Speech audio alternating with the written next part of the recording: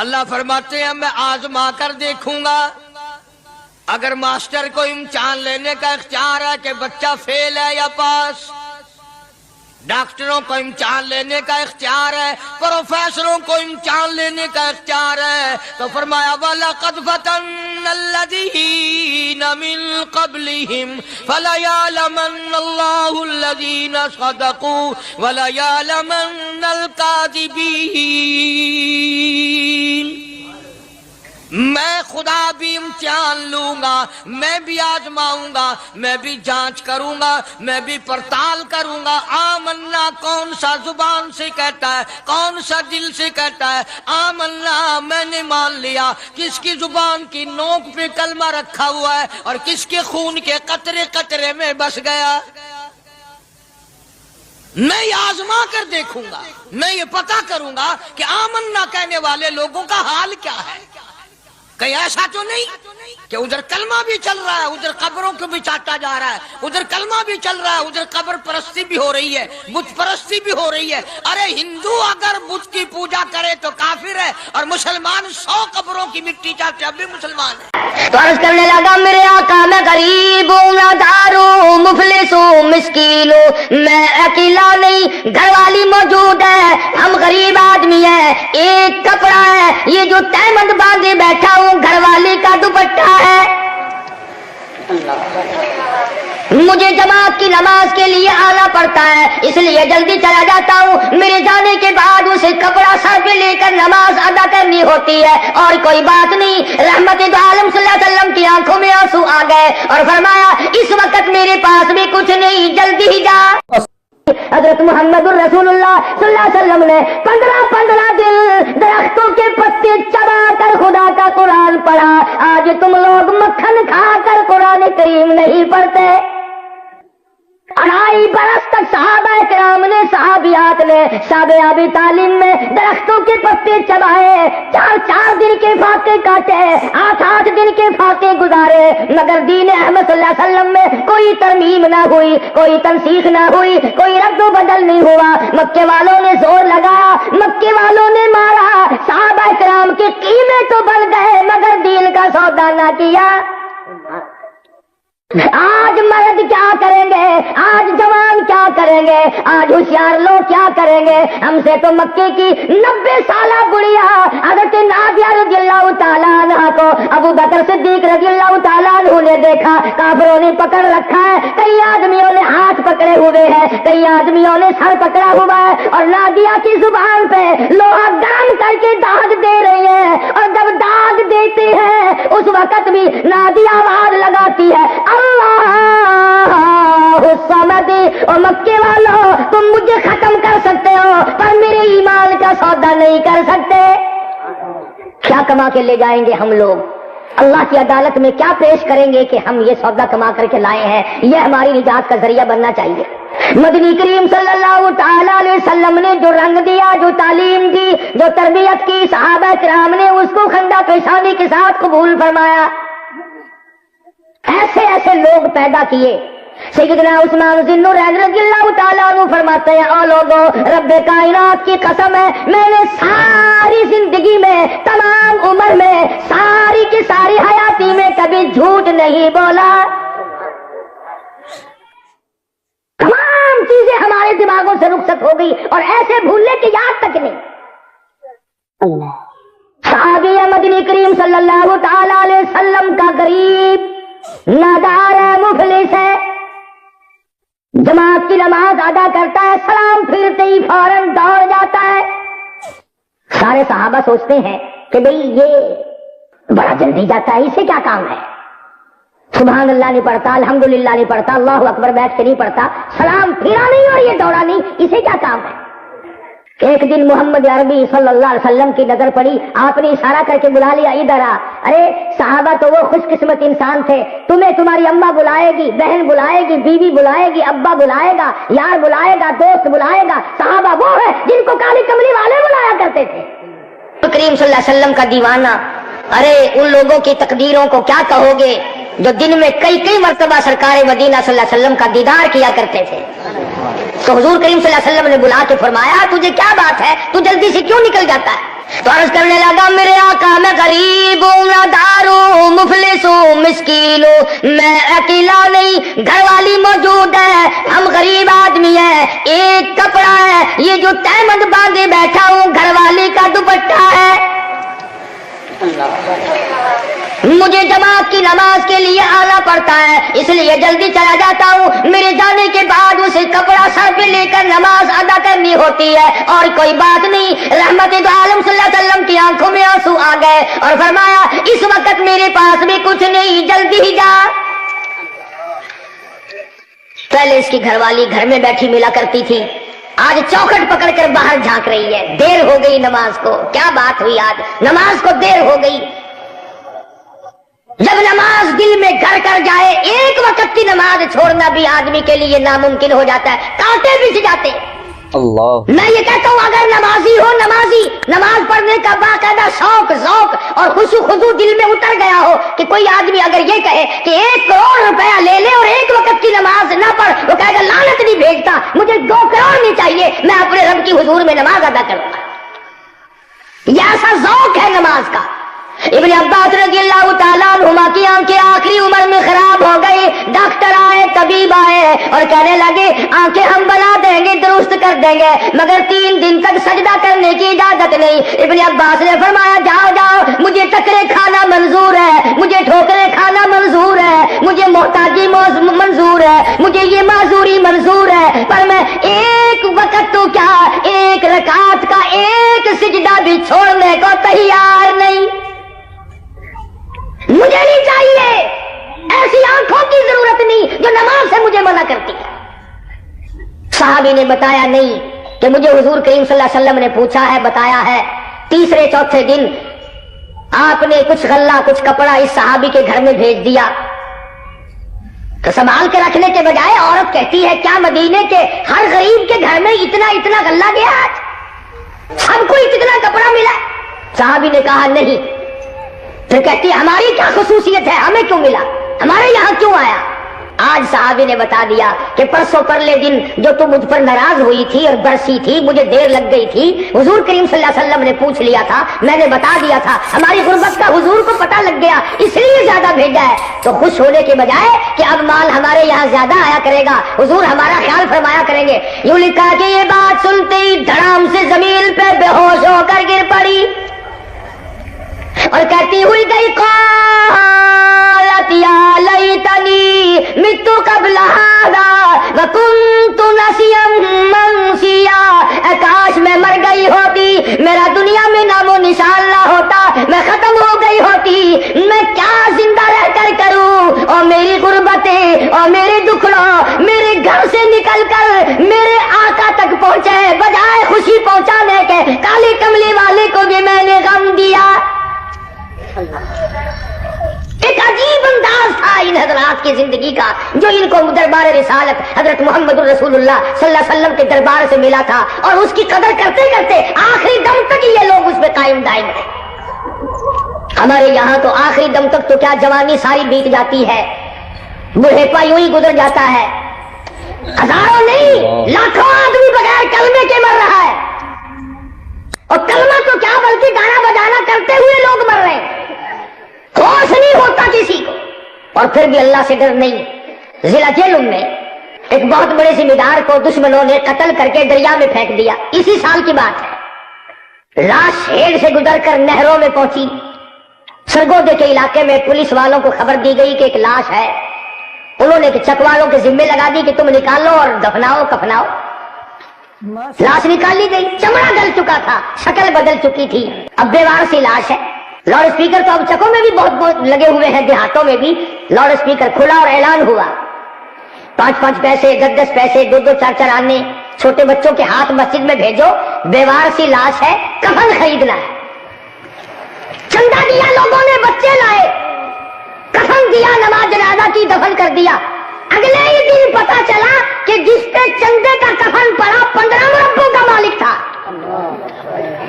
ساری عمر کما کما کے مر گیا، مگر گھر کا کفن بھی نہ ملا، نہ جانے نے کتنا کمایا, کتنا سنبھالا, کتنا جوڑا, کتنا اکٹھا کیا, آخری حال یہ ہے 2 گز کفن کا ٹکڑا بھی مقدر میں نہیں, اور بلکہ اللہ پاک نے اعلان کر دیا, او لوگوں تمہیں کفن نظر آتا ہے, آخرت کے حالات کا تمہیں علم نہیں. انا اعتدنا للظالمین احاط بهم سرادقها, میں نے ظالموں کے لیے, بے انصافی کرنے والوں کے لیے, بڑے بڑے مجرموں کے لیے میں نے ایسی جہنم تیار کر رکھی ہے جس کی چاروں طرف قناتیں بھی آگ کی ہیں, اور جب پانی پانی پانی پکارو گے وَإِن يَسْتَغِيثُوا يُغَاثُوا بِمَاءٍ كَالْمُهْلِ يَشْوِي الْوُجُوهَ, فرمایا ایسا پانی پلاؤں گا جس کو پینے سے اتڑیاں منہ کے بل باہر نکل آئے. اور حضور کریم صلی اللہ علیہ وسلم کا ارشاد گرامی ہے, فرمایا ایسا پانی ملے گا جس کے پینے سے نیچے کا ہونٹ سوج کر پیروں کے انگوٹھوں پہ آ پڑے گا, اوپر کا لب سوج کر کمر پہ جا پڑے گا. اور مسلم شریف کی روایت میں ہے, روایت انس لکھا ہے کہ جہنم میں ایک آدمی کا بدن 3 میل لمبا 3 میل چوڑا پھول کر سوج کر ہو جائے گا. کیا زندگی ہے اگر ایسا مرنا ہو آدمی کا, پھر تو گھاٹا ہی گھاٹا ہے. اتنے اولو العزم پیغمبر کا امتی ہو کر جس نبی نے یہ ارشاد فرمایا مدنی کریم صلی اللہ تعالی علیہ وسلم نے, جو آدمی کثرت سے مجھ پہ درود پاک پڑھا کرے گا, جو آدمی کثرت سے درود شریف پڑھتا رہے گا پڑھتا رہے گا پڑھتا رہے گا, قیامت کے دن اس کے منہ سے کستوری کی خوشبو آئے گی. ایک اور حدیث پاک میں آتا فرمایا مدنی کریم صلی اللہ علیہ وسلم نے, بعد آدمی مجھ پہ اتنا درود پاک پڑھے گا, اتنا درود شریف پڑھے گا, قیامت کے دن اس گھبراہٹ والے دن اتنے بڑے مجمع میں خود اس کو تلاش کر کے حوض کوثر پہ لاؤں گا. عادت نہیں, درود شریف پڑھنے کی عادت نہیں پڑتی. جن عادت پڑی انہوں نے ساری زندگی اس کو نبھایا. جو اس چاشنی میں پڑ گئے اور لطف اندوز ہوئے انہیں مزہ آیا. مولانا جعفر تنیسری رحمت اللہ علیہ لکھتے ہیں, انگریزوں نے ہم کئی عالموں کو پکڑ کے بڑا مارا اور بڑی پریشانی دی, چمڑے ادھیڑ دیے, آخر کار ایک پنجرا بنایا, اس میں لوک دار خار تار لگائے, مجھے اس میں بند کر دیا. فرماتے نہ میں کھڑا ہو سکتا تھا, نہ میں بیٹھ سکتا تھا, نہ میں سیدھا ہو سکتا تھا. میں نے ہر سانس میں درود شریف پڑھنا شروع کر دیا, لمحہ بلمحہ پڑھتا رہا. اچانک مجھے چکر آیا, میں لوک دار تاروں پہ گرا, ادھر مجھے امام الانبیاء کا دیدار نصیب ہو گیا. نعرہ تکبیر, تاجدار ختم نبوت. یہاں آیا نا درود شریف پڑھنے کا مزہ, کہ درود پاک پڑھنے کا یوں لطف آیا کرتا ہے. مولانا قاضی احسان احمد فیض آبادی رحمت اللہ علیہ فرماتے تھے کہ میاں والی جیل میں غازی علم الدین سے ملنے کے لیے جب میں گیا تو میں نے سپرنٹینڈنٹ جیل سے کہا کہ ہمارا ایک قیدی ہے پھانسی کی کوٹڑی میں اس سے ملنا چاہتا ہوں. تو سپرنٹینڈنٹ جیل کہنے لگا مولانا اسے قیدی نہ کہو, پچھلی رات اس کی کوٹڑی کی چھت سے لے کر آسمان تک میں نور کی ایک لاٹ دیکھتا ہوں. اور حضرت قاضی صاحب فرماتے تھے کہ جب میں غازی علم الدین سے ملا تو مسکراتا ہوا مجھے ملا, اور میں نے پوچھا تیرا کیا حال ہے؟ کہنے لگا قاضی صاحب اگر میں اپنا حال بتا دوں دنیا میں 2 منٹ جینا پسند نہیں کرو گے, تم جینا پسند نہیں کرو گے اگر میں اپنا حال بتا دوں. اور وجہ یہ ہے کہ کوئی رات ایسی خالی نہیں جس رات کو مجھے حضور کریم صلی اللہ علیہ وسلم کا دیدار نہ ہوتا ہو. میں ہر رات دیدار کرتا ہوں. کس طریقے سے درود شریف پڑھا. شاملی کا میدان ہے, مولانا محمد قاسم صاحب نانوتوی رحمت اللہ علیہ میدان جنگ میں, میدان جہاد میں انگریز کا مقابلہ کر رہے ہیں, پیشانی میں گولی لگ گئی. ہاں ہم ان بزرگوں کے غلام ہیں جنہوں نے اللہ کی راہ میں جہاد کیا ہے, جنہوں نے اللہ کا نام لے کر دشمنوں پہ حملے کیے ہیں. اور 1-2 دن نہیں, اور یا 1-2 عالم نہیں, بلکہ چند دنوں میں دلی سے لے کر پانی پت تک, دلی سے لے کر غازی آباد تک, دلی سے لے کر میرٹھ تک, اور چاروں طرف کے اطراف میں کوئی درخت ایسا نہ تھا, درخت نہیں کوئی ٹہنا ایسا نہ تھا جس ٹہنے پہ کسی عالم دین کی لاش نہ لٹکی ہو. قربانی تو انہوں نے دی ہے. یہ تو کہ تمہارا ایک مزاج گندا کر دیا انگریز نے, ہوٹلوں میں, بیٹھکوں میں, کارخانوں میں بیٹھے گئے ہو جی مولویوں نے پیرا گھرک کر دیا. چلو مولویوں نے غرق کر دیا تو تڑا لے. ساڑھے آگے نا مطالعے میں مولوی لے کے بہ گیا تھے, لگاسی بہ گیا کہ تو کھلو جا. سارا الزام مولویوں کے ذمہ. بابو کا نام لیتے ہوئے ڈر لگتا ہے. اگلے دن مجھے ایک آدمی کہنے لگا کہ جی ہر مولوی تقریر میں یہ بتاتا ہے کہ جنتیوں کی بولی عربی ہوگی، جہنمیوں کی تو کوئی نہیں بتاتا، تو بتا۔ میں نے کہا ابھی میں گیا تو ہوں نہیں، پر میرا اندازہ یہ ہے کہ انگریزی ہوگی۔ وہ کہنے لگا کیوں؟ میں نے کہا بھائی بین الاقوامی وہاں لوگ ہوں گے تو بین الاقوامی زبان ہونی چاہیے۔ جی انہوں نے کیا ہے؟ میں کہتا ہوں کالی پانی میں جا کے دیکھ 10 میل لمبا چوڑا قبرستان کن لوگوں کا ہے؟ میرے اکابر کی اگر قیمت پوچھنی ہو، لائبریریوں سے نہ پوچھو، یونیورسٹیوں سے نہ پوچھو، ڈاکٹروں سے نہ پوچھو، افسروں سے نہ پوچھو، تاجروں سے نہ پوچھو، لندن اکیڈمی میں تشریف لے جاؤ، وہاں جا کر فائل نکالو، اور یا پھر ان کی قبروں کے پاس جاؤ، تم کو ویسے بھی قبروں کے چاٹنے کے عادی بنے ہوئے ہو۔ ملکہ وکٹوریہ سے پوچھو، لارڈ ماؤنٹ بیٹن سے جا کے پوچھو، چرچل سے جا کے پوچھو، بتا کھڑے ہو کر حسین احمد مدنی کون تھا؟ نعرہ تکبیر، شاہد اسلام مولانا حسین احمد مدنی۔ یہ تو ایسے اونچے کریکٹر کے مالک تھے، خدا ان کے مقابلے میں کون آئے گا؟ شیخ مدنی رحمت اللہ علیہ جیل میں ہے، جنازے گھر سے اٹھے، 6 جنازے گھر سے نکل گئے، آخر والدہ کا انتقال ہوا، مولانا کو اطلاع دی گئی تشریف لاؤ، اماں کا منہ بھی دیکھو، جنازے کو کندھا بھی دو، رخصت ہو گئی، جواب دے دیا، دعائے مغفرت کی اور فرمایا میں اپنی اماں کی جنازے کو کندھا دینے کے لیے انگریز جیسے ظالم کے سامنے ضمانت کی بھیک مانگنے کو تیار نہیں۔ انداز تو کرو، ان لوگوں کی زندگی سے کھیلتے ہیں لوگ، کہاں سے آج وہ لوگ آئے؟ تو میں درود شریف کی بات کر رہا تھا، مولانا محمد قاسم نانوتوی رحمت اللہ علیہ میدان جہاد میں ہے، شاملی کے میدان میں ہے، ایک طرف علماء ہے، ایک طرف انگریز گورنمنٹ ہے، گورے ہیں، غدار ہیں، ان کی پوجا کرنے والے ہیں، میموں کا تھوک چاٹنے والے ہیں، انگریز کے گھوڑوں کی لیگ چاٹنے والے ہیں، اور ایک طرف مولانا قاسم نانوتوی رحمت اللہ علیہ اپنا تمام تر سرمایہ طالب علموں کو لے کر میدان میں کھڑے۔ کچھ دیر کے بعد حضرت گنگوہی رحمت اللہ علیہ کی نظر پڑی، حافظ ضامن شہید کے سینے میں گولی لگی حافظ ضامن شہید کے سینے میں، آخری وقت ہے۔ فوراً حافظ صاحب نے حضرت گنگوہی کو بلایا اور عرض کیا حضرت آخری وقت ہے، میرا دل چاہتا ہے موت میری ہو، گود تیری ہو، یا زبان تیری ہو، قرآن خدا کا ہو، میں جا رہا ہوں، سورۃ یاسین مجھے سناتے رہو، میں چلتا جاؤں۔ اور یہ اپنے اپنے عقیدے کی بات ہے۔ دارالعلوم دیوبند میں جس زمانے میں وہاں تھا، پڑھنا تو میرے جیسے کا کیا تھا، تو تقریباً ہر جمعے کو ہم کبھی سہارنپور نکل جاتے، کبھی دلی نکل جاتے، کبھی ماموں کے یہاں چلے جاتے، کبھی تھانہ باہن چلے جاتے۔ ایک بنگالی طالب علم تھا مولوی عبدالجلیل، مجھے روز کہنے لگا تم ہر جمعے کو کدھر جاتا ہے؟ میں نے کہا یوں ہی کہ اس جمعے کو ہم بھی تمہارے ساتھ جائیں گے۔ دیوانہ سا تھا، ہم نے کہا چلنا، تو ہم تھانے بھون گئے اس جمعے کو، تو حافظ ضامن شہید رحمت اللہ علیہ کا وہاں مزار ہے، قبر ہے۔ مزار کا مطلب یہ نہیں کہ کبا سبا لگا ہوا ہے لمبا چوڑا، یوں نہیں۔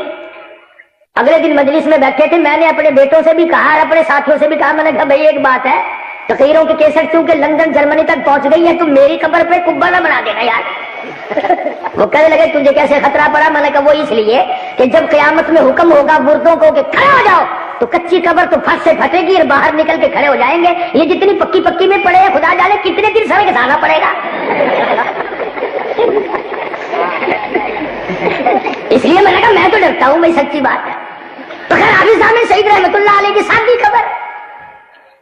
اب ہمارا تو سچی بات ہے اتنا وہ نہیں تھا، ہم وہاں کھڑے ہو کر جب فاتحہ پڑھنے لگے، فاتحہ پڑھتے ہیں ہم بھی، فرق صرف یہ ہے کہ ہم سوکھی اور رکھی فاتحہ پڑھ دیتے ہیں، کچھ لوگ جب تک سامنے کچھ رکھو نا وہ پڑھتے ہی نہیں۔ اور ہم تو اور بھی ایک دن ملتان اڈے سے گزر رہے تھے تو مولوی صاحب ختم پڑھ رہے، میں نے ساتھ والے سے پوچھا، میں نے کہا اڈے پہ کس چیز پہ ختم پڑھ رہا ہے؟ کہنے لگا گنڈیریوں پہ پڑھ رہا ہے۔ کیا تو مہنگائی دن ب دن بڑھ رہی ہے اور بالو شاہی پہ ختم کون دلائے؟ اور اب کے ڈال کا جو مہنگا ہوا مجھے فکر پڑا کہ لوگوں نے سکھا حلوہ بنا لینا، ساڑھے سنگ میں پھنس جائے گا، اسے ختم کی میں پڑا مشکل ہو جائے گا مسئلہ۔ کیا عجب عجب حال بنائے ہوئے ہیں۔ تو حافظ ضامن صاحب شہید رحمت اللہ علیہ کے مزار پہ بھی ہم تو 2-3 جنے طالب علم تھے، فاتحہ پڑھتے رہے، اور مولوی عبدالجلیل جو تھا نا چیخ مار کے وہاں سے دور بھاگ گیا۔ میں نے کہا لوگ اس کو ساتھ لانا ہی نہیں چاہیے تھا، یہ ہے ہی میں نے کہا کہ مغزہ۔ जब हम परे को दूर गए तो वहां खड़ा हुआ कांप रहा था। मैंने कहा मौलवी साहब तू आया अगर था हमारे साथ कम से कम फातिहा पढ़ता, वहां खड़ा होता, तू भाग आया? कहने लगा नहीं तुमको पता नहीं है, हमको वो मारता था। मैंने कहा क्यों? कहने लगा कि किसी मुर्दे की खबर पे जाके फातिहा पढ़, हम जिंदा शहीद है। तो मैं अर्ज कर रहा था कि हमारे अकाबिर इतने बाकमाल थे कि उन्होंने दुनिया में कभी पीछे रहने का नाम लिया ही नहीं। मौलाना मोहम्मद कासिम साहब नानातवी रहमतुल्लाह अलैह की पेशानी में गोली लग गई, अंग्रेज जालिम ने मारी, लहू की धार दूर जाके पड़ी, नजर जवाब दे गई, चक्कर खाकर बैठ गए। मौलाना गंगोही रहमतुल्लाह अलैह तशरीफ लाए, मौलाना क्या हुआ? फरमाया गोली लग गई, खून निकल रहा है, नजर जवाब दे रही है। अल्लाह वाले आगे बढ़े, मौलाना गंगोही रहमतुल्लाह अलैह आगे बढ़े और पेशानी के करीब आप तशरीफ लाए, हाथ भी फेरा और मौलाना कासिम फरमाते हैं दुरूद शरीफ पढ़ के दम कर दिया। और गोली तो क्या, जख्म तो क्या, मौलाना फरमाते हैं मेरे माथे में खराश भी बाकी ना रही। कैसा दुरूद शरीफ पढ़ा, किस अज़मत से पढ़ा होगा, किस यकीन से पढ़ा होगा, किस मिजाज से पढ़ा होगा, किस तबीयत से पढ़ा होगा कि उधर दुरूद शरीफ पढ़ा है, उधर जख्म मिल जाता है। मिर्जा मजहर जालान शहीद रहमतुल्लाह अलैह को तीसरा दिन है, जामिया मस्जिद दिल्ली के जीने पे जख्मी पड़े हैं, दुरूद शरीफ नहीं पढ़ते। किसी मुरीद ने पूछा आप हर वक्त दुरूद शरीफ पढ़ा करते थे, आज तीसरा दिन है दुरूद शरीफ पढ़ने की आवाज नहीं आई। फरमाया तुझे क्या मालूम है, जो गोली लगी वो सीने में ठहर गई, गोली बदबूदार बरूद की है, गंधक की बनी हुई है। अरे मैं सीने के अंदर बदबूदार चीज लेकर आका की जात में दुरूद शरीफ पढ़ता हुआ शर्म महसूस करता हूं। किस कदर पाकीज़ा ख्यालात हैं इन हजरात के और इन लोगों के जिन्होंने सारी जिंदगी हुजूर करीम सल्लल्लाहु अलैहि वसल्लम के सुन्नतों की ताबेदारी में गुजार दी। तो उलमा ने कुर्बानियां दी और कुर्बानियों ही का सदका है कि आज तुम्हें ये दीन नजर आता है, वरना बाबा ये जो बाबू है ना इन्होंने कभी से उड़ा दिया होता। अब एक और किस्सा चल रहा है हमारे मुल्क में, अक्सर रिटायर होने के बाद पीर बन जाते हैं। दरवाजे पे लिखा हुआ देखो ना कितनी जगह, फलाने कर्नल साहब, फलाने जनरल साहब, फलाने डीसी साहब, और फलाने मियाँ वाली। आजकल बिल्कुल अपने आप को खत्म कर दिया है, लेकिन खत्म कैसे नहीं कर देगा। 7 पुश्तों की तो रोटी बना दी, मुरब्बे बना दिए, कोठियां बना दी, बंगला बना दिया और अब बैठ के ऐसा बिजनेस शुरू किया है इंशाअल्लाह न टेलीफोन का बिल आए, न बिजली का आए, न सुई गैस का आए, जो आएगा वो आमदनी होगी। सहाबा किराम ने ये तमाम चीजें मिटाई और आज हम उन तमाम चीजों को जिंदा कर रहे हैं। हज़रत अबू हुरैरा रज़ियल्लाहु तआला अन्हु फरमाते हैं हमने एक नौजवान को देखा जिसके बदन पे तकरीबन 70 जख्म थे, मैदानी जंग में पड़ा है, हाथ सर से लेकर पैर तक की 70 के करीब जख्म है, पहचाना नहीं जाता। अबू हुरैरा कहते हैं हमने देखा कि वो अपनी कूड़ियों से थोड़ी के जरिए उधर को आगे बढ़ रहा है जिधर जंग हो रहा, लड़ाई हो रही है। साहबा कहते हैं हमने उसको कहा कि अब क्या कोशिश कर रहा है, आखिरी वक्त है, 2-4 मिनट का तू है, लेट जा आराम कर। ये क्या कोशिश हो रही है, कूड़ियों से और थोड़ी से आगे को घिसट रहा है। जवाब सुनो और अपने ऊपर ख्याल करो। साहबी कहता है मदनी करीम सल्लल्लाहु अलैहि वसल्लम कहा लोगों कितनी जख्म आ गए हो, कितने जख्मों से चूर हो गया हो, पर एक बात मेरी सुनो, एक जगह लेट कर अल्लाह को जान देते हुए शर्म आ रही है। नारे तकबीर, नारे सहाबा। मेरा दिल चाहता है जिस वक्त मेरा दम निकले उस वक्त भी मैं मैदानी जिहाद की तरफ बढ़ रहा हूँ ताकि मुझे वो फजीलत मिले। तुमिनून बिल्लाहि व रसूलिही व तुजाहिदून फी सबीलिल्लाह। अल्लाह उसके रसूल के रास्ते में अपने आप को कुर्बान करो।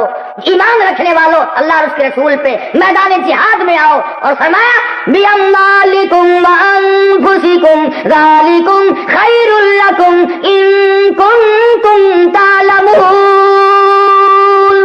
जान माल की फांसी लगाकर अल्लाह को राजी कर लो ताकि जब तेरा दम निकले दर उसका हो, सर तेरा हो, झोली तेरी हो, अता उसकी हो, तू दुनिया से रुखसत हो रहा हो, उधर फरिश्ते इस्तिकबाल में खड़े हो। आए हैं दुनिया में ऐसे लोग जिनके फरिश्तों ने इस्तिकबाल की है। और आज भी मैं कहता हूं बाधा आदमी आज भी ऐसा मरता है فرشتے روتے ہیں، فرشتے روتے ہیں اور کہتے الہ العالمین جس کی تہجد کی نماز آیا کرتی تھی، قرآن کریم کی تلاوت آیا کرتی تھی، وہ کہاں چلا گیا؟ بعض آدمی ایسا مرتا ہے خدا کی زمین روتی ہے، بیٹھک اور کمرے کی زمین روتی ہے، الہی وہ اللہ اللہ کرنے والا کہاں چلا گیا؟ اور بعض آدمی ایسا مرتا ہے کہ تمام چیزیں لعنت کرتی ہیں، لعنت کرتی ہیں۔ ہم نے تو تجربہ کیا، ایک جنازہ گزر رہا تھا بازار میں سے، پیچھے لوگ چل رہے ہیں، دو بوڑھے پیچھے پیچھے آتے ہوئے کہہ رہے ہیں بڑا بے ایمان تھا یہ، مجھے بڑا پریشان کیا مقدمے میں، بھائی پیسے والا تھا، مجھ غریب کو ستاتا ہی چلا گیا۔ ارے نہ کسی کا دل دکھا کے مرو، نہ مرنے کے بعد گالیاں کھاؤ۔ ہو سکتا ہے خدمت کر، خدمت سے خدا ملے گا، عبادت سے جنت ملے گی۔ دنیا میں رہ کر کمائی سب سے بڑی یہ ہے ہمسایہ پڑوسی عزیز رشتہ دار کے ساتھ حسن سلوک کیا کر۔ پھر صحابی نے عرض کیا یا رسول اللہ صلی اللہ علیہ وسلم جنتی کی پہچان بتاؤ، جنتی کی نشانی بتلاؤ کہ جنتی کون ہے؟ فرمایا جا ہر ایک کے پڑوسی سے پوچھ کے آ کہ تیرے ہمسایہ کا تیرے ساتھ کیا برتاؤ ہے، پڑوسی بتائے گا جنتی ہے کہ نہیں۔ ارے رحمتی دو عالم صلی اللہ تعالی علیہ وسلم کا تو اتنا دریائے کرم لوگوں نے دیکھا، ایک صحابی کا گھر ہے، برابر میں یہودی کا گھر ہے، یہودی کے گھر میں کھجور کھڑی ہے اور وہ جھک کر صحابی کے گھر میں آئی ہوئی ہے۔ اگر ایک دو کھجور کا دانہ کبھی صحابی کے بچوں نے اٹھا لیا، وہ یہودی تھپڑ تماچے مارتا ہے۔ صحابی نے تو اپنے بچوں کو منع کیا، مگر ان کے گھر میں جو لٹک کے آئی ہوئی تھی وہ بچے کیا کرتے؟ آج کل تو بڑے بڑے لوگ نہیں چوری سے ہٹتے۔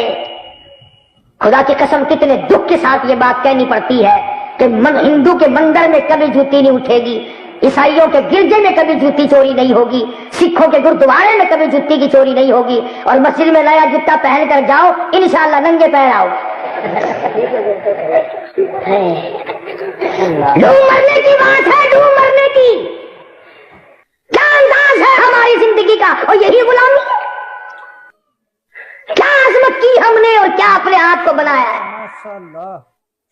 آخر وہ بھی تو انسان تھے، پیٹ بھی تھا، نفس بھی تھا، دماغ بھی تھا، بیوی بچے والے بھی تھے، سب کچھ تھا، مگر ایمان کی دولت اتنی ساتھ لے کے گئے کہ جنت ان کی اور وہ جنت کے۔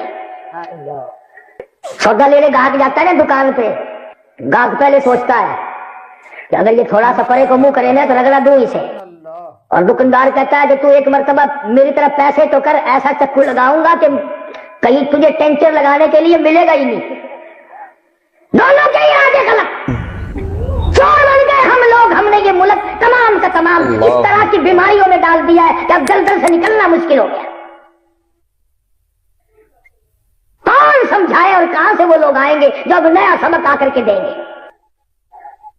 جانتے بوجھتے سب کچھ سوچتے ہوئے پھر بھی ہم لوگ بعد نہیں آتے تو ہوگا کیسے؟ سورج گرہن ہوتا ہے، ہندوستان کے ہندوؤں کو جا کے دیکھو، دھندا چھوڑ، کاروبار چھوڑ، رام رام رام رام سارے شروع کر دیتے ہیں، اور مسلمانوں کو پتہ بھی نہیں چلتا کہ کب چاند گرہن ہوا، کب سورج گرہن ہوا، کب زلزلہ آیا۔ ابھی زلزلہ آیا نا 31 تاریخ کو، سوئی ہوئی مخلوق تھی، ہاں سنا ہے کہ صبح کو زلزلہ آیا تھا۔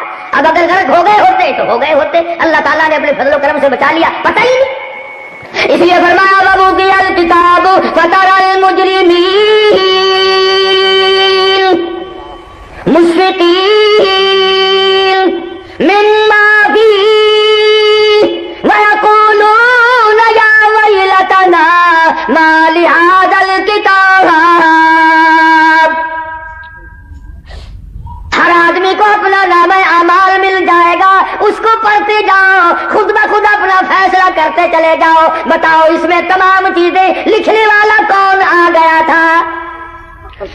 ساری چیزیں سامنے آ جائیں، پھر بھی آدمی یہ بات نہیں سوچتا کہ مجھے آخر کس طرح سے اپنے آپ کو تیار کرنا ہے۔ شادی کی تیاری ہماری سمجھ میں آتی ہے، سردی آئے تو سردی کے کپڑوں کی تیاری ہماری سمجھ میں آتی ہے، گرمی آئے تو پنکھوں کی صفائی ہماری سمجھ میں آتی ہے، اور موت آئے تو قبر کی تیاری آج تک سمجھ میں نہیں آتی، حشر کی تیاری سمجھ میں نہیں آتی۔ تو صحابی مدنی کریم صلی اللہ تعالیٰ علیہ وسلم کا اس کے بچوں کے منہ پہ یہودی نے تماچے مارے، بچوں کے منہ سے خون آ گیا۔ رحمت دو عالم سید دو عالم حضرت محمد کریم صلی اللہ تعالی علیہ وسلم کی ذات نے دیکھ لیا، بس دریائے کرم جوش میں آ گیا، فرمایا کون ہے جو اس کھجور کو خرید کر میرے حوالے کرے، میں دنیا ہی میں جنت کا وعدہ کرتا ہوں۔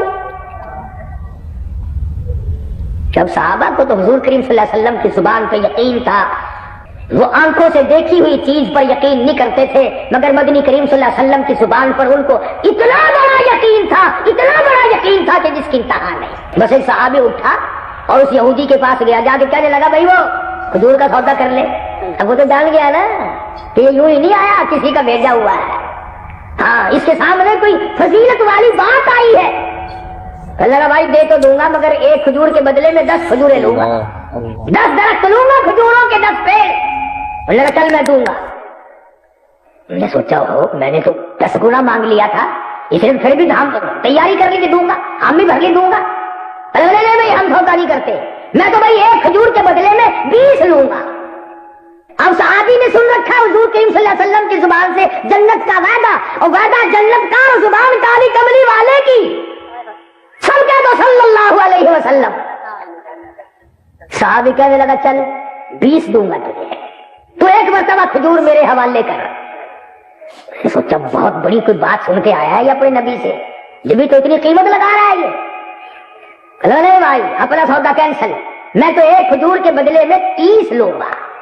یہ کئی لوگ آج کل بھی سودے کر کے پھر جاتے ہیں نا، ارے بھائی لڑکوں کے ہاتھ میں ہے کاروبار، میں بڈھا ہو گیا ہوں مجھے پتا نہیں تھا، وہ لڑکا نہیں مانتا بھائی مجبوری ہے، اور کیا تیرے پاؤں پکڑ لیتا ہوں، بڑے لگی ہے نا لوگ۔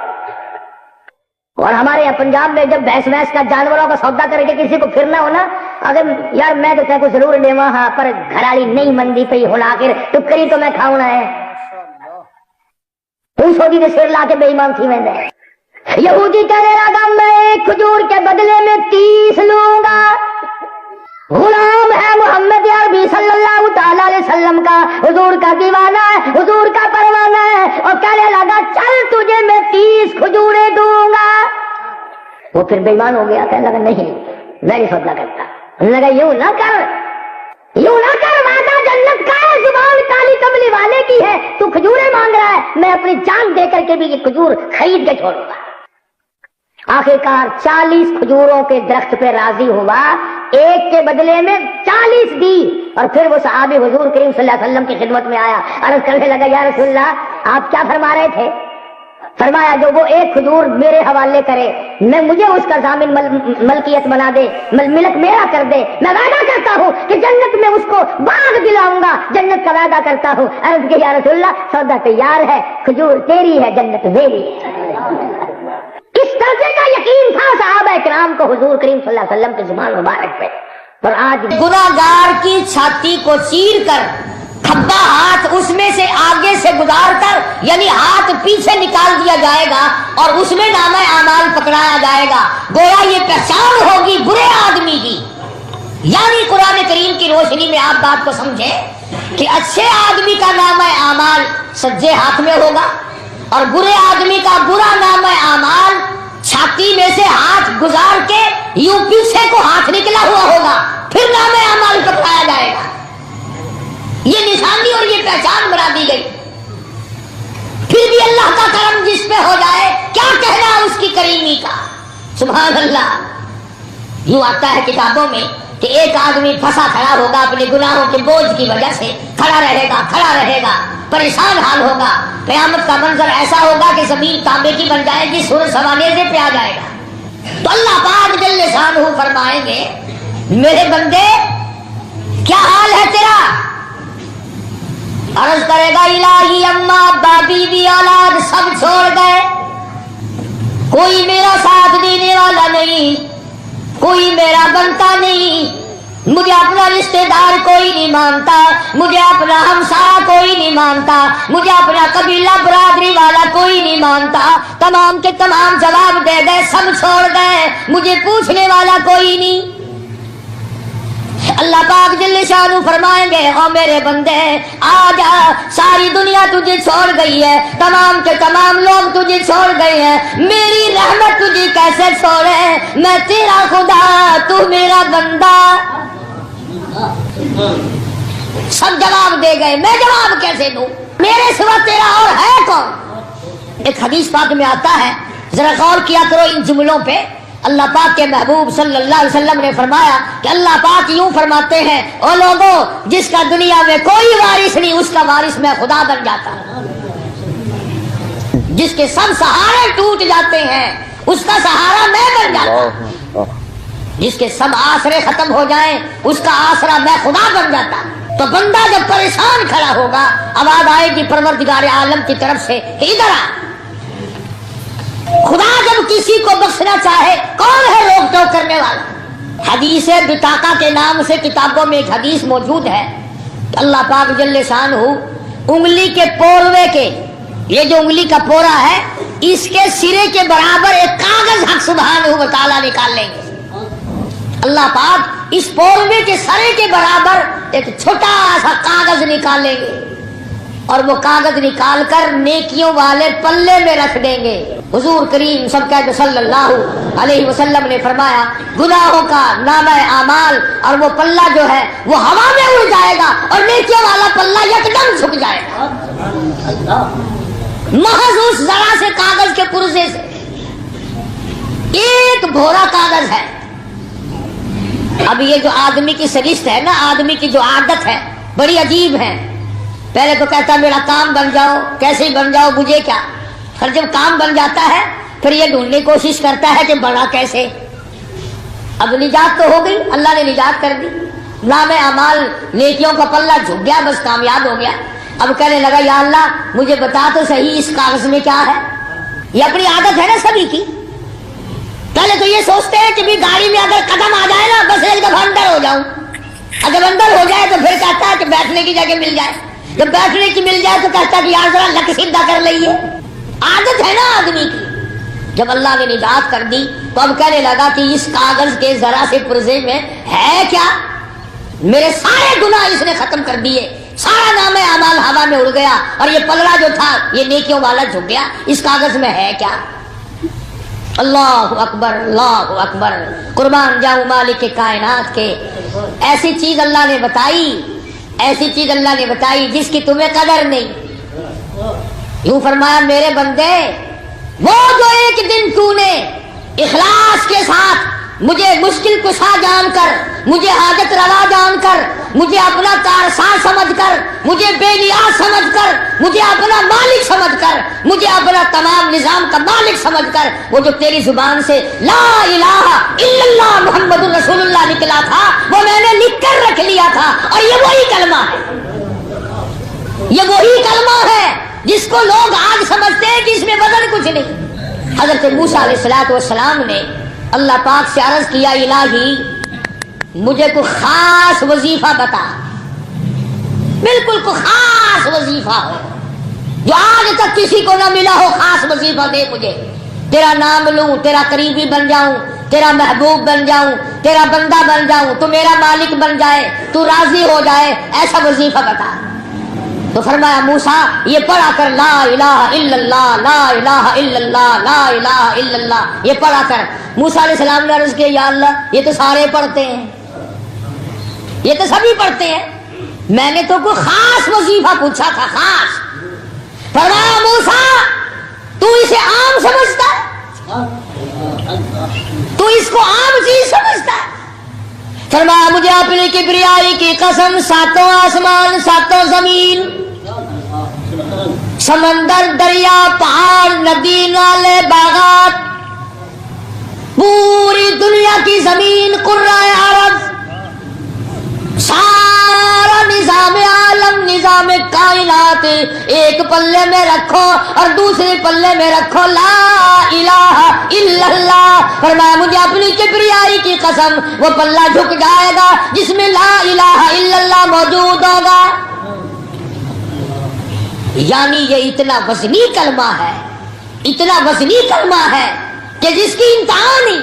اب خدا نے خود فرما دیا کہ زمین و آسمان پہاڑ دریا سمندر چاند سورج ستارے مریخ آدمی جن فرشتے سب کو ایک پلے میں رکھو اور ایک پلڑے میں کلمہ رکھو تو کلمے والا پلہ جھک جائے گا۔ جب یہ کلمہ اتنا وزنی ہے اور یہ نجات کا بھی ذریعہ بنتا ہے تو اس کلمے کو کم سے کم اتنا تو کرے کہ آدمی صحیح پڑھے۔ कम से कम इतना तो करे कि इसके अल्फाज को सही अदा करे।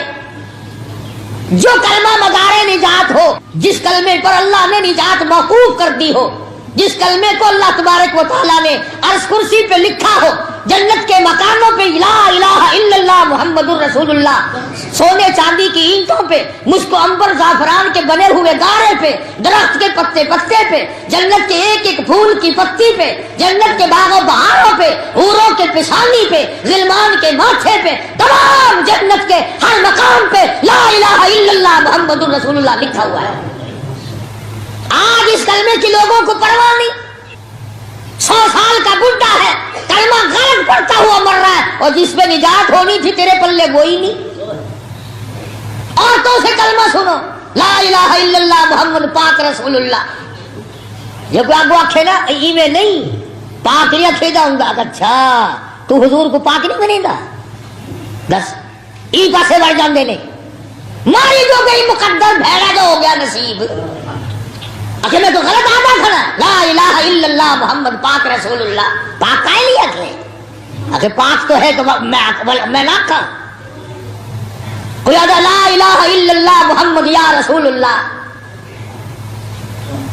आखिर यहाँ नहीं आखिर चल जाके क्यों वहां भी उसे ना कवर लग दिया के अंदाजा लगा। जब जहन ये हो, फिक्र ये हो, नजरिया ये हो, जब लोगों ने कलमा ही बदल दिया तो बाकी और बचेगा क्या। खुदा की कसम, जन्नत के दरख्तों के पत्तों पे, जन्नत के मकानात पे, अर्श आज़ीम पे, अर्श कुर्सी पे, लोहे महफूज पे, सिदरतुल मुंतहा में, बैतुल मामूर में, सातों जमीनों आसमानों में, हर फरिश्ते की जुबान पर जो कलमा है वो यूं है, ला इलाहा इल्लल्लाह मुहम्मदुर रसूलुल्लाह सल्लल्लाहु अलैहि वसल्लम। अब किसी को इख्तियार नहीं है कि उसमें मोहम्मद पाक रसूलुल्लाह का लफ्ज मिलाए या मोहम्मद या रसूलुल्लाह का लफ्ज मिलाए या और कोई चीज पैदा करे। किसी को हक नहीं, किसी को इख्तियार नहीं। जो कलमे को बिगाड़ेगा, खुदा की कसम उसका ईमान बिगड़ जाएगा। तरस खाओ अपनी दादियों पे, अपनी अम्माओं पे, अपनी खाला फूफियों के कलमे सही कराओ। खुदा की कसम, जब जहन्नुम के अंगारों में इनको जलता देखोगे तुम्हें दुख होगा। और कुरान करीम में आवाज आई, या अय्युहल्लज़ीना आमनू कू अनफुसकुम व अहलीकुम नारा वक़ूदुहन नास वल हिजारा अलैहा मलाइकतुन गिलादुन शिदादुन ला यासूनल्लाह। फरमाया, ओ अल्लाह वालों, ईमान वालों, अपने घर वालों को, अहलो अयाल को, बीवी बच्चों को, बहन बेटियों को जहन्नुम के अंगारों से बचाओ। आज का मुसलमान न कलमे वाली जिंदगी बनाता है, न कलमे के तर्जमे पे गौर करता है। फरमाया, ला इलाहा इल्लल्लाह कोई नहीं, शादी कराने वाला उसके सिवा कोई नहीं, शादी करने के बाद औलाद देने वाला उसके सिवा कोई नहीं, घर की रौनक को दोबाला करने वाला उसके सिवा कोई नहीं, चहल पहल घर में बना देने वाला कोई नहीं, और बसाकर उजाड़ देने वाला उसके सिवा कोई नहीं, कोई नहीं है। तुम्हें कई लोग मिलेंगे जो यूं कहेंगे, देखो जी अल्लाह को हम मानते हैं, ठीक है, उसके सिवा और खुदा कौन हो सकता है, लेकिन ये अल्लाह वाले भी तो खुदा के ही बनाए हुए हैं, ये भी तो खुदा ने बनाए हैं, कुछ इनके भी इख्तियार है। खुदा की कसम, जब आदमी अल्लाह का दरवाजा छोड़ता है उसकी अकल मारी जाती है। भला इससे ये पूछो, अगर खुदा किसी को खुदाई तकसीम करके देता और निजाम कायनात में किसी का तसर्रुफ होता तो ये मरता ही क्यों? कौन राजी है अपने मरने पे? कौन राजी है लाखों मन मिट्टी के नीचे जाने पर? कलमे पे गौर किया करो। अशहदु अल्ला इलाहा इल्लल्लाह, अल्लाह की गवाही देता हूँ, अल्लाह के सिवा कोई माबूद नहीं, कारसाज नहीं, बेनियाद नहीं, मेरे अंदर के हालात को जानने वाला कोई नहीं, बाहर के हालात से वाकिफ कोई नहीं, रहबरी रहनुमाई करने वाला कोई नहीं, एक एक दाना खिलाने वाला, एक एक पानी का घूंट पिलाने वाला उसके सिवा कोई नहीं। मैंने पहले भी एक दफा बताया था, کہ عقیدہ پختہ بناؤ تاکہ عمارت پکی بنے. دل میں یقین عقیدہ بناؤ گے عمارت ساری ختم ہو جائے گی. جیسے آج کل مال کے ڈاکو بہت پھرتے ہیں نا، شہروں میں دیہاتوں میں ڈاکے پڑ رہے ہیں مال پہ. تمہیں پتہ نہیں ہے ایمان پہ ڈاکے اس سے زیادہ پڑ رہے ہیں. ایمان پہ ڈاکے اس سے زیادہ پڑ رہے ہیں. غلط باتیں لوگوں کو بتانا. پکے ہو جاؤ، جو مولوی، جو ملا، جو مقرر، جو خطیب بات کرے پکڑو اسے اور کہو یہ اللہ کا قرآن موجود ہے، ہمیں نکال کے دکھا اس میں یہ بات کہاں ہے. مصیبت یہ ہے مولویوں کو تسلی ہے جو چاہے ساری عمر کہتے رہے تم نے پوچھنا ہی نہیں، تم نے نہیں معلوم کرنا. سونے کو دو چار جگہ دکھا لو گے، دیکھنا جی کہیں کھوٹ نہ ملا دیا ہو. چاندی کو دکھا لو گے اور چیزوں کے بارے میں تحقیق کرو گے، معلومات کرو گے، لیکن دین کے بارے میں کوئی معلومات نہیں کرو گے. اچھا جی جو ہے ٹھیک ہے، بس خیر صلی اللہ ہے. التحیات کے آخر میں کہتا اشہدو ان لا الہ الا اللہ، میں گواہی دیتا ہوں اللہ بے نیاز ہے، اللہ کے سوا کوئی معبود نہیں. وَأَشْهَدُ أَنَّ مُحَمَّدًا عَبْدُهُ وَرَسُولُهُ، میں گواہی دیتا ہوں کہ اس کی کہ اللہ کے نبی حضرت محمد کریم صلی اللہ علیہ وسلم اللہ کے عبدہ، اللہ کے بندے اور اس کے رسول ہیں. اگر تھوڑی سی توجہ کرو تو ایک نقطہ اور عرض کر دوں. اللہ بڑا بے نیاز ہے. اللہ میاں ہم پاپیوں کو جانتا ہے. وہ یہ بھی تو فرما سکتا تھا وَأَشْهَدُ أَنَّ مُحَمَّدًا رَسُولُهُ وَعَبْدُهُ، میں گواہی دیتا ہوں کہ محمد صلی اللہ علیہ وسلم اللہ کے رسول اور اس کے بندے ہیں. اللہ ہماری رگوں سے واقف تھا. جس چیز کے لوگ منکر نظر آتے تھے، جس چیز میں لوگ گڑبڑ کرتے دکھائی دیتے تھے، اس نے پہلے عبدہ کو لایا اور پھر رسولہ کو لایا. پہلے اس نے ہماری رگوں کو پکڑا. حکیم لوگ کہا کرتے ہیں نا بھی پہلے میں قبض کا علاج کر لوں اور دوائی پھر دوں گا. تو جڑی سانو شرک دی قبض ہوئی پھر دی ہے نا، شرک دی قبض ہو رہی ہے. اللہ پہلے اس کا صفحہ چاہتا ہے.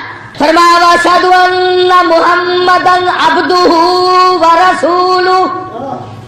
قبلہ رخ بیٹھا ہے، باوضو بیٹھا ہے، مسجد میں بیٹھا ہے، فرض نماز کا اخیر ہے، تہجد کی نماز کا آخری التحیات ہے، وطروں کے اخیر میں، نفلوں کے اخیر میں. فرمایا میرے بندے جب تک ہر نماز کے اخیر میں تو ان دونوں چیزوں کا اقرار نہ کرے، میری خدائی کا اور میرے محبوب کے بندے ہونے اور مصطفائی کا، اس وقت تک تیری نماز مکمل ہے.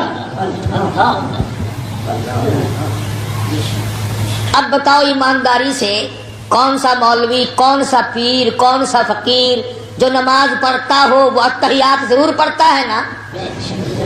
جو پڑھ دے ہی نہیں انہیں میں گلی نہیں کرتا. آج کل ایسے پیروں کی بھی کثرت ہو گئی جو نماز ہی نہیں پڑھتے. سبحان اللہ. پیر ہی نہیں پڑھتا تو مریدوں نے کیا پڑھنی ہے؟ مجھے ملا ایک میں نے کہا حضرت نماز کر لگا اکٹھی پڑھ لیں گے، اکٹھی پڑھ لیں گے.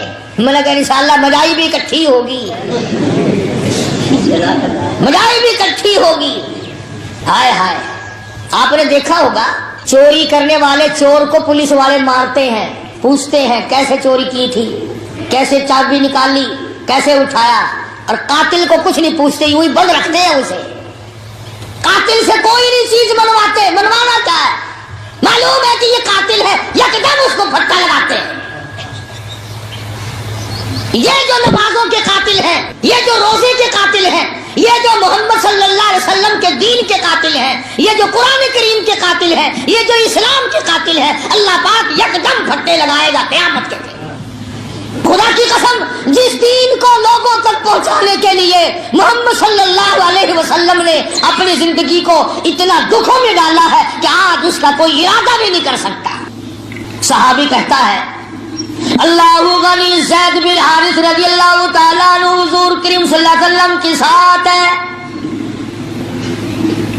طائف میں تشریف لے گئے اور وہاں جا کر کے پیغام سنایا ہے سرداروں کو، لا الہ الا اللہ محمد الرسول اللہ.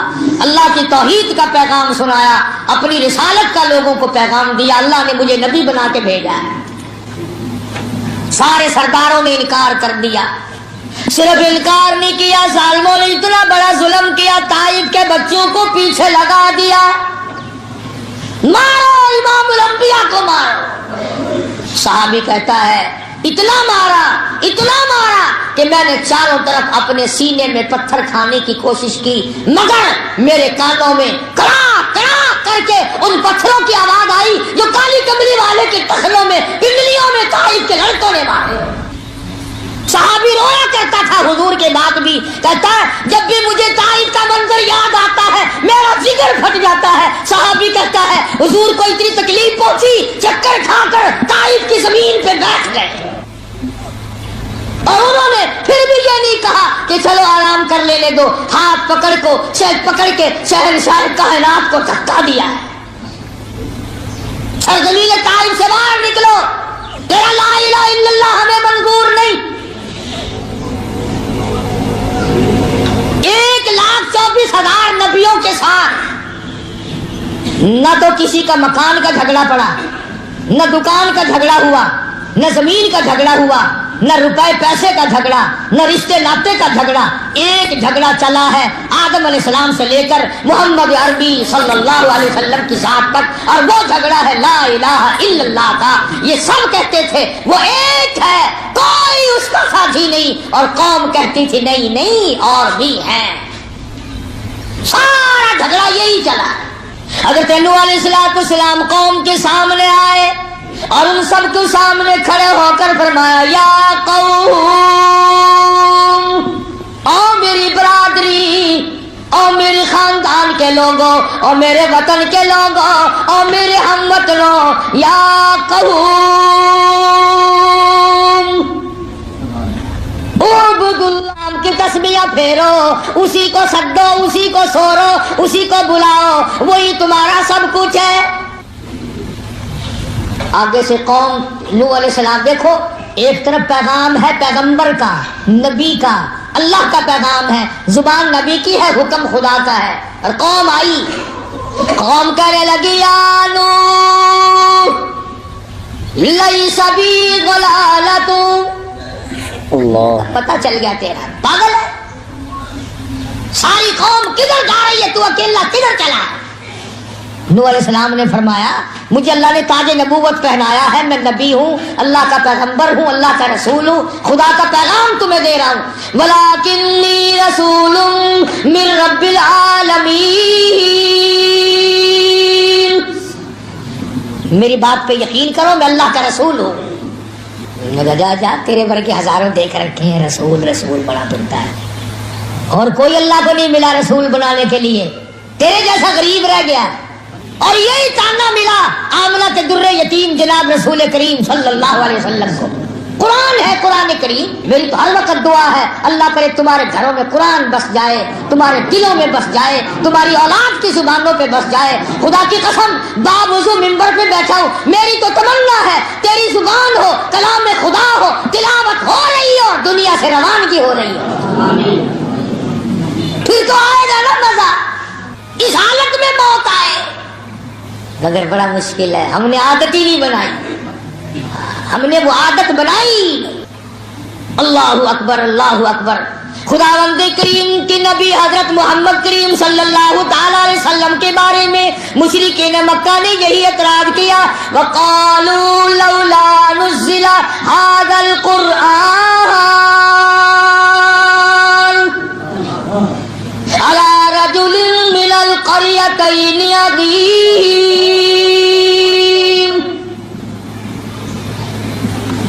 اچھا جی ہے پیغمبری کے لیے، اور کوئی کھاتا پیتا آدمی، کوئی سارے چودھری مر گئے ہیں، کوئی دولت مند نہ ملا خدا کو. جناب ملے ہیں جن کے پاس مکان بھی نہیں ہے، دکان بھی نہیں ہے، کاروبار بھی نہیں ہے. کل نوکری کرتے تھے خدیجہ کی، ساز و سامان لاتے تھے. ماں کے پیٹ میں ابا فوت ہو گیا، گھٹنوں کے بل چلے تو اماں فوت ہو گئی. 8 سال کی عمر تھی تو دادا جواب دے گیا. جوانی آئی تو بے شمار رشتے دار فوت ہو گئے. تیرے سوا اور خدا کو نبی بنانے کے لیے کوئی نہیں ملا، رسول کی رسالت کے لیے اور کوئی نہیں ملا. ابو لہب اتنا بڑا آدمی ہے، ابو جہل اتنا بڑا آدمی ہے، امیہ ابن خلف سردار ہے، اور اسی طرح سے عتبہ ہے، ولید ابن مغیرہ ہے، یہ بڑے بڑے کافر بدماش اتنے ہیں، کوئی نہیں ملا اللہ کو نبی بنانے کے لیے، ایک تو ہی ملا ہے جس کے یہاں روٹی بھی نہیں، جس کے کپڑوں کا یہ عالم ہے کہ بٹن کے بجائے کانٹے سے دھو رکھے ہیں۔ اعتراض کیا ہے محمد عربی صلی اللہ علیہ وسلم پر مکے والوں نے۔ آج تم کون سے کم ہو؟ بڑے بڑے اعتراض کرتے ہو بیٹھ کر، مولوی بڑے پھرتے ہیں، انہوں کی پتا، انہوں کا کم ہے نکاح پڑھانا تے مردے نو آنا، فالتو گلا کیوں کرتے رہے؟ اسی ٹھیک ہے، اسی پنڈر بھرے ہوئے مردے نو آن دے، پیو تیرا مرے نو آئیے، اسی کیوں؟ جائیداد تو سانبھے، مڈی تیری ساری، مکان تیرا، دکان تیری، مربع تیرا، باغ تیرا، اور ساری رات روندے اسی پھریے کیوں؟ فرمایا وقالوا لولا نزل هذا القرآن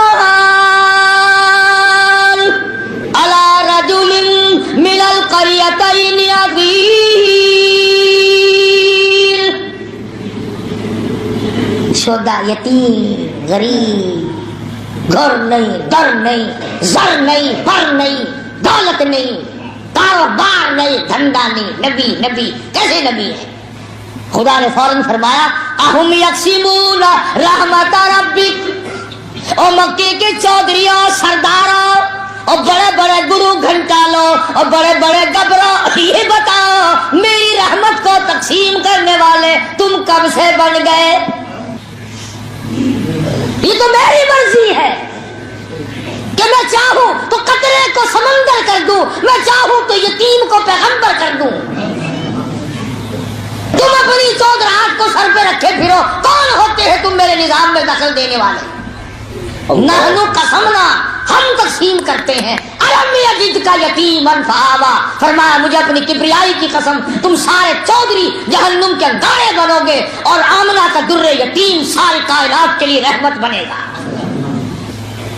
یہ ہے اعتراضات جو اس وقت حضور کریم صلی اللہ علیہ وسلم پہ بھی کیے ہیں۔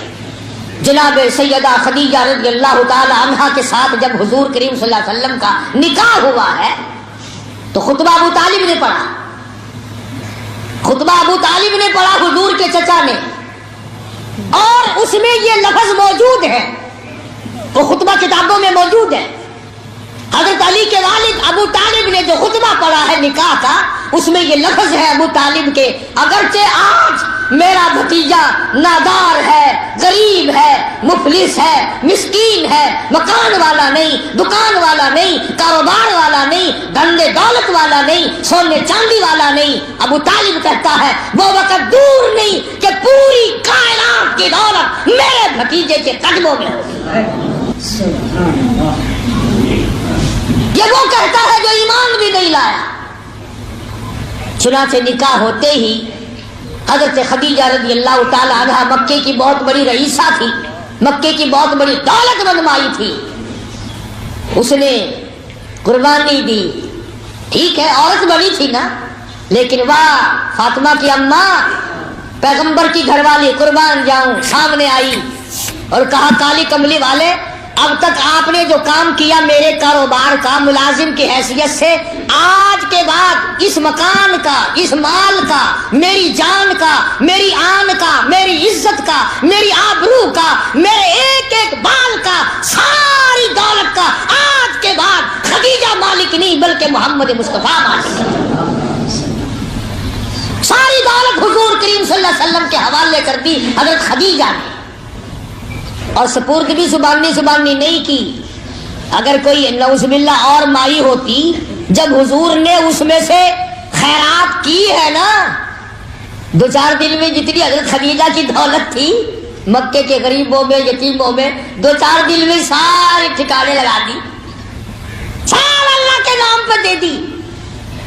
کوئی اور مائی ہوتی تو آگے کہتی ہو اللہ والے تجھے کھانے پینے کی اجازت دی ہے، یوں تھوڑی دی کہ اس میں ترنگلی لگا کے اڑائی دے، کل کو میں بھی مروں گی، بچے بھی مریں گے، آپ بھی مریں گے، یہ کیا ہوا ہے؟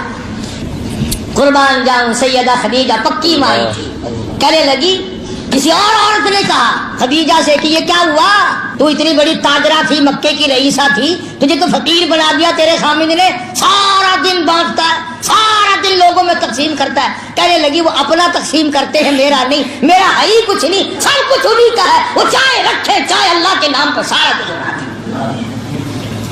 اور ہوا ہے حضرت خدیجہ نے خدا کی قسم 8 دن درختوں کے پتے چبائے۔ حضرت خدیجہ کے بھتیجے کو پتا چلا، وہ بائی کاٹ کا زمانہ جو تھا نا، بائی کاٹ کا،